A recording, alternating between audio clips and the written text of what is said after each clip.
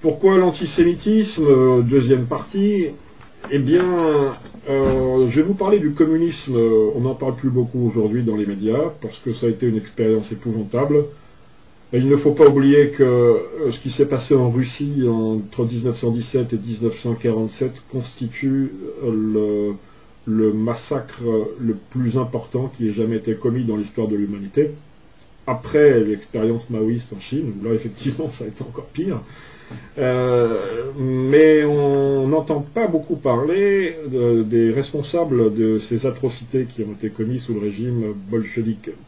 Et pourtant les choses sont très claires depuis au moins 2003, mais enfin les gens qui s'intéressaient à la question le savaient déjà. Mais en 2003, 2 livres ont été publiés sur ce sujet d'un grand historien, Alexandre Solzhenitsyn, le fameux intellectuel russe qui a fui l'URSS, et qui publie ses livres en 2003, 2 tomes qui s'intitulent 2 siècles ensemble. Dans ces livres-là, on voit le rôle accablant qu'ont eu les Juifs dans les atrocités, dans les massacres, dans cette expérience communiste. J'ai résumé tout cela dans les expériences planétariennes en 50 pages. Pour ce qui concerne l'époque stalinienne, 1930-1940, j'ai résumé tout cela dans le fanatisme juif. Il faut savoir que tout est référencé, tout est documenté, on a absolument tous les matériaux nécessaires pour visualiser cette histoire. On voit à quel point les Juifs non seulement sont capables de commettre les pires horreurs, mais aussi par la suite sont capables de les cacher. Le fait est, c'est qu'on n'a jamais vu une seule émission à la télévision pour dénoncer le rôle accablant des Juifs dans les crimes du communisme. Et pourtant, il faut commencer par le début, Karl Marx était juif, il faut le dire, petit-fils du grand rabbin de Trèves, fils d'un juif converti au protestantisme, parce que c'était tout simplement parce que le père de Karl Marx voulait exercer sa profession d'avocat et qu'il avait besoin de se convertir. Mais Karl Marx était un juif.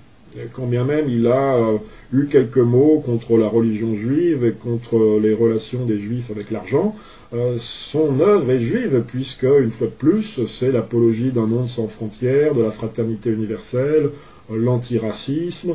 Il s'agit aussi d'araser les différences entre les classes sociales, comme aujourd'hui les mondialistes veulent araser les différences entre les nations, entre les races, détruire les religions, etc. Eh bien, à l'époque, Karl Marx, lui, voulait aplanir les différences entre les hommes sur le plan social. Plus de bourgeois, plus de prolétaires, il devait y avoir une dictature du prolétariat. Ça a surtout été une dictature des Juifs, puisqu'en 1917, en octobre 1917, ou plutôt en novembre, selon le calendrier julien, qui était en vigueur en Russie, ceux qui ont pris le pouvoir étaient essentiellement des Juifs, pas uniquement, mais enfin c'est eux qui avaient la haute main, en tout cas sur les services répressifs et sur l'armée. Trotsky était le chef de l'armée rouge, Trotsky c'était un juif, nommé Bronstein de son vrai nom. Lénine était d'ascendance juive, lui aussi, Kalmouk par son père, mais en partie juif par sa mère.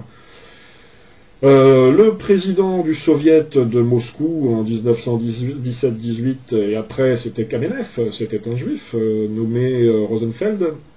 Le président du Soviet de Petrograd était un autre juif, Zinoviev, qui était aussi le président de l'Internationale.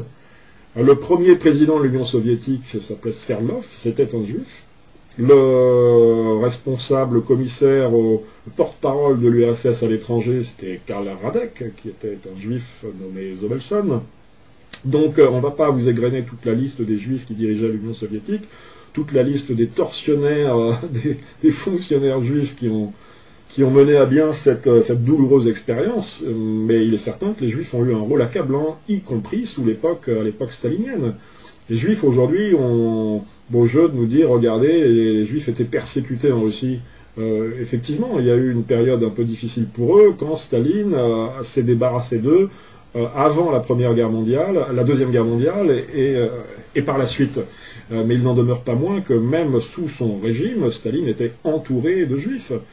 Quand, après la mort de Lénine, il prend le pouvoir, il dirige avec Kaganovitch et Molotov. Alors Molotov n'est pas juif, mais il était marié à une juive. Kaganovich, lui, était un juif 100%. C'est lui qui m'a mené la répression contre les paysans, contre les rebelles en Ukraine, dans le Caucase. Ensuite, à Moscou, où il faisait dynamiter les cathédrales. Il a pris une part très active dans l'extermination des chrétiens en Russie, Kaganovich. Et Kaganovich, lui, n'a jamais été inquiété par la justice, même après la chute de l'Union soviétique. Il est mort tranquillement dans son lit en 1991, à l'âge de 88 ans. Il n'a jamais fait l'objet d'aucun procès. Et pourtant, c'est un des grands criminels de l'humanité. Genrik Yagoda, qui lui dirigeait le NKVD, est aussi un des grands criminels de l'humanité, et c'était un juif. Sever Plocker, un historien juif, dit de Yagoda qu'il a au moins 10 millions de morts sur les bras. C'est le plus grand criminel de l'humanité, selon un historien juif, Sever Plocker. Il a été remplacé, parce que Staline éliminait systématiquement tous les vieux bolcheviks. Yagoda avait été remplacé en 1936 par Yezhov. Yezhov, c'était un vrai russe. C'était pas un juif, hein. Ça ne l'empêchait pas d'être un taré. Il était marié à une juive, Yezhov. Et alors lui, c'est lui qui a eu la responsabilité d'épurer le Parti communiste. Je crois que ça doit être 700 000 morts en l'espace de quelques mois. Voilà, Yezhov n'était pas juif, mais était marié à une juive. Voroshilov était marié à une juive. Molotov était marié à une juive. Donc on est toujours dans ce petit monde des juifs ou mariés à des juives. Donc c'est un petit peu comme en République française, hein, vous me direz, depuis très longtemps. Mais voilà, donc Staline lui-même était entouré de juifs, il a eu des maîtresses juives, et il s'est entouré de juifs, y compris jusqu'après la guerre. Simplement en 1948, la création de l'État d'Israël et l'animation, si vous voulez, les Juifs se rapprochent davantage des États-Unis et des Occidentaux. Staline revient de bord, il est éliminé en 1953 d'une mort qui est un petit peu douteuse. Mais les Juifs aujourd'hui ont beau jeu de tout mettre sur le dos de Staline. Ça s'appelle un bouc émissaire. C'est la théorie du bouc émissaire. Les Juifs dénoncent toujours quelqu'un et accusent les autres de procéder de cette manière. La vérité, c'est que les crimes du communisme sont très largement à mettre sur le dos des enfants d'Israël. On n'en parle pas beaucoup aujourd'hui, mais c'est une vérité.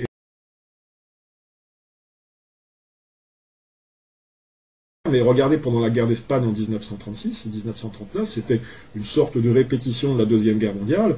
Des milliers de juifs du Buenos Aires, de New York, de Chicago, de Pologne, de France et partout se sont rués sur l'Espagne pour s'engager dans les brigades internationales et combattre le fascisme. Il ne faut pas penser que les Juifs, ce sont des pauvres êtres, des pauvres victimes innocentes. Ce sont des combattants, de furieux combattants qui sont animés par une foi messianique. Ils veulent faire venir le Messie, ils veulent détruire tous leurs ennemis, anéantir toutes les nations qui s'opposent à eux. Aujourd'hui, on parle beaucoup des nations comme l'Iran, par exemple, ou la Syrie. Et ils poussent les Goyes à faire la guerre contre eux. Mais ils oublient de nous parler de leurs crimes, et je répète que l'expérience communiste a été l'expérience la plus criminelle dans le monde. Ce n'est pas sans raison que l'antisémitisme était très virulent à l'époque. Tout le monde savait que les Juifs menaient la danse, que les Juifs étaient animés d'une haine sans borne, non seulement contre le christianisme, mais aussi contre le monde européen, contre les traditions européennes. Voilà, c'est la deuxième raison de l'antisémitisme.